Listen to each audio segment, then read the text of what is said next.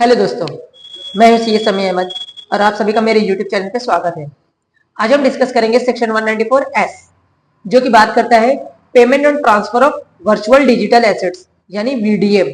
VDA का सबसे बेहतरीन एग्जांपल है बिटकॉइन, जो कि वर्चुअली एसेट्स है, जो उसके ट्रांसफर पे टीडीएस डिडक्ट होगा अंडर सेक्शन 194 एस में। इस सेक्शन में डिडक्टर कौन होंगे? कोई भी पर्सन हो सकता है, कोई भी पर्सन डिडक्टर हो सकता है। डिडक्टी कोई भी रेसिडेंट पर्सन, यानी ये सेक्शन सिर्फ रेसिडेंट पर्सन पे ही एप्लीकेबल होगा। टीडीएस का रेट क्या होगा? 1%, यानी इस सेक्शन में जो भी ट्रांसफर होगा उस पर टीडीएस डिडक्ट किया जाएगा 1% की रेट से। अब इस सेक्शन क्या कहते हैं कि जो भी वीडीए ट्रांसफर हमारा होगा तो उस वीडीए के ट्रांसफर पे डिडक्टर जो होगा हमारा टीडीएस डिडक्ट करेगा 1% की रेट से। लेकिन यहाँ दो बातें ध्यान में रखने वाली है कि जो भी कंसिडरेशन ट्रांसफर के टाइम दिया जाएगा उस पर टीडीएस डिडक्ट किया जाएगा।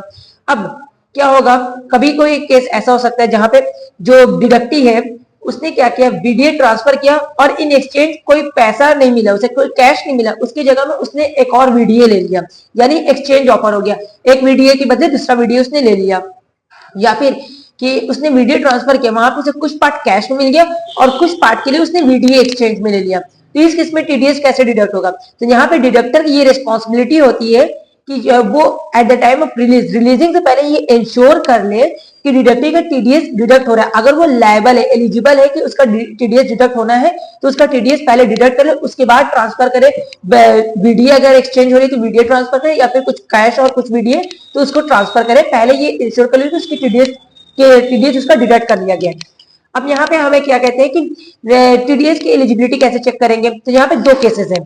पहला केस होता है कि कोई भी पर्सन जो ट्रांसफर कर रहा है, तो अगर जो ट्रांसफर हो रहा है उसमें जो कंसिडरेशन वो दे रहा है वो 10,000 तक का कंसिडरेशन दे रहा है, तो उस पर कोई भी टीडीएस नहीं डिडक्ट होगा, यानी उस पर सेक्शन 194 एस नहीं एप्लीकेबल होगा। अगर 10,000 से ज्यादा का कंसिडरेशन है तो वहां पे टीडीएस डिडक्ट किया जाएगा एट द रेट ऑफ 1%।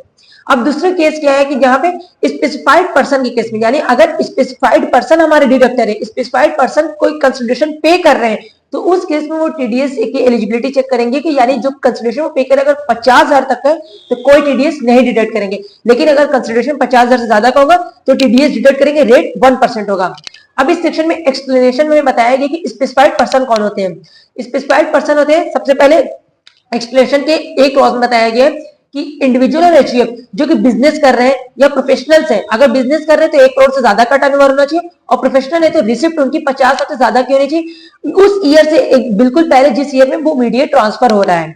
या फिर इंडिविजुअल और एचयूएफ है, उनकी जो भी इनकम अर्न हो रही है, जो भी वो इनकम कर रहे हैं उसमें उनकी इनकम पीजीबीपी की कोई भी इनकम नहीं, यानी अगर उनकी सैलरी से है, हाउस प्रॉपर्टी से है, अदर सोर्सेज से है, कैपिटल गेन से है, लेकिन पीजीबीपी की कोई भी इनकम नहीं, उसके अलावा किसी भी हेड में इनकम हो रही है, तो वो भी स्पेसिफाइड कैटेगरी के पर्सन आएंगे। इंडिविजुअल और एचयूएफ के केस में सिर्फ एप्लीकेबल है, या फिर बिजनेस और प्रोफेशनल्स है तो वो टर्नओवर वाली रिसिप्ट। बाकी सभी एक पर्सन के केस में 10,000 वाली लिमिट है, यानी 10,000 से ज्यादा का अगर ट्रांजेक्शन कंसिडरेशन कर रहे हैं, वो पे कर रहे हैं, तो वहां पे टीडीएस डिडक्ट कर लेंगे 1% की रेट से, अदरवाइज नहीं डिडक्ट करेंगे अगर स्पेसिफाइड कैटेगरी के पर्सन है तो।